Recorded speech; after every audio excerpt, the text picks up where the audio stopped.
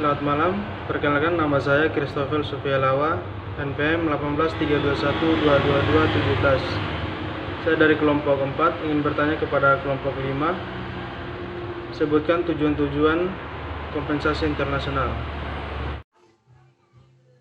Selamat malam, saya Emilinsiana Saliman, NPM 183212224, akan menjawab pertanyaan dari Christopher. Sebutkan tujuan-tujuan kompensasi internasional.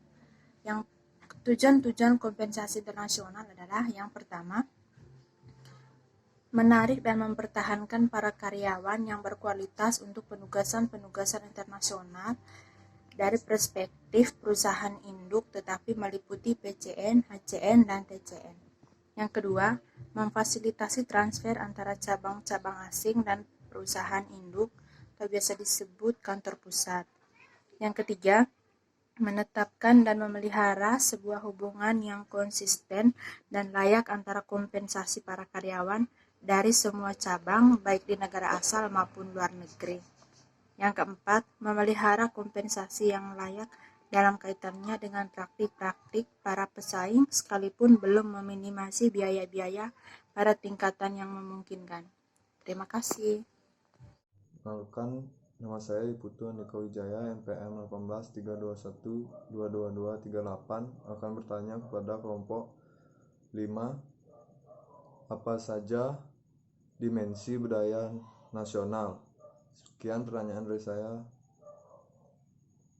Baiklah, saya akan menjawab pertanyaan dari Iputu Andika Wijaya dari kelompok 3. Apakah itu dimensi nasional? Menurut Hofstede 1983, budaya nasional memiliki 4 dimensi, yaitu 1. Power discernance, 2. Individualisme, Kolokstein, 3. Masculinity, Femininity, 4. Industriality, dan avoidance. Apabila diterapkan pada tatanan kehidupan berorganisasi dalam suatu dunia usaha dan model. Contohnya di Indonesia, masyarakat Indonesia dalam perspektif budaya hosted power discrepancy tinggi merupakan tatanan yang hierarkis di mana pemimpin mendapatkan hak-hak yang selayaknya sebagai atasan dan bawahan menerima kondisi tersebut dengan lapang dada. Bagi seorang bawahan, adanya seseorang pemimpin akan memberikan ketenangan dalam bekerja karena adanya pihak yang mengambil tanggung jawab di level yang tinggi. Sedangkan bagi pemimpin, bawahan merupakan pendukung kebijakan yang kesetiaannya bisa diandalkan. Dengan demikian, kinerja dan akan meningkatkan dalam suasana kerja akan kondusif dan kolektivitas yang tinggi. Dan faktor motivasi kerja merupakan hal yang penting bagaimana pemimpin memberikan motivasi yang tepat dalam situasi dan budaya nasional yang telah tertanam pada bangsa.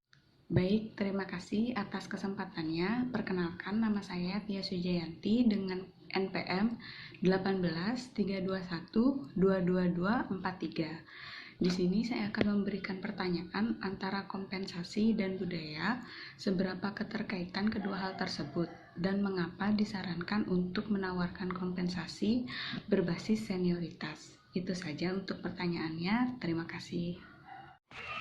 Baiklah, di sini saya akan menjawab pertanyaan dari Tias Wijayanti yang dia bertanya antara kompensasi dan budaya seberapa terkaitan kedua hal tersebut dan mengapa disarankan untuk menawarkan kompensasi berbasis senioritas.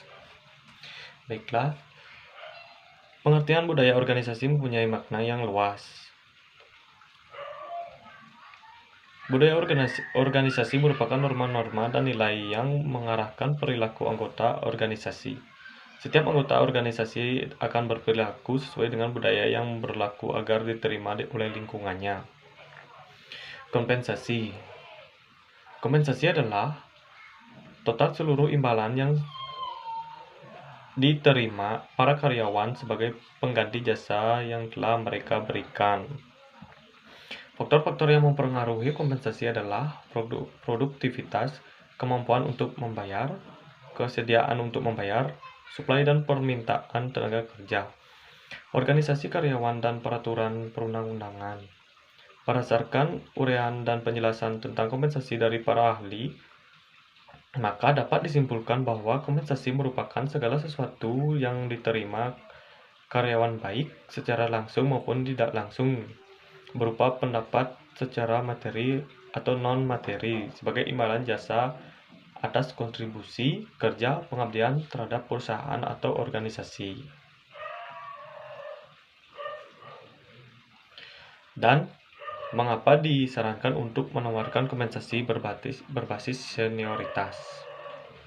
Senioritas adalah hal yang akan muncul dengan sendirinya seiring berjalannya waktu atau lamanya seorang bekerja dan bisa diartikan mempunyai pangkat atau jabatan yang tinggi dari bawahannya di perusahaan.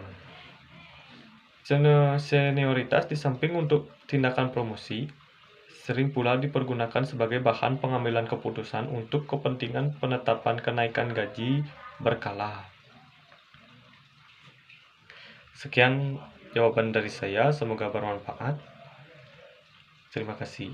Selamat malam, saya Niputu Sutrini NPM 183212223 akan bertanya kepada kelompok 5, yaitu apa saja yang terjadi jika manajer tidak memberikan kompensasi yang seimbang dengan prestasi kerja. Sekian, terima kasih. Saya Yeti Graciana Abdonia Faot, NPM 183212218. Saya akan menjawab pertanyaan dari Sutrini. Jika manajer tidak memberikan kompensasi yang seimbang dengan prestasi kerja, maka karyawan akan merasa bahwa kinerjanya yang baik tidak diberi hak yang sesuai, mengakibatkan karyawan akan merasa bahwa hasil yang diperolehnya sia-sia. Karyawan merasa kecewa sehingga dia akan menurunkan kualitas kinerjanya yang dapat berakibat turunnya produktivitas maupun kemampuan kinerjanya. Ini juga mengakibatkan tujuan dari perusahaan tidak akan tercapai secara maksimal. Terima kasih.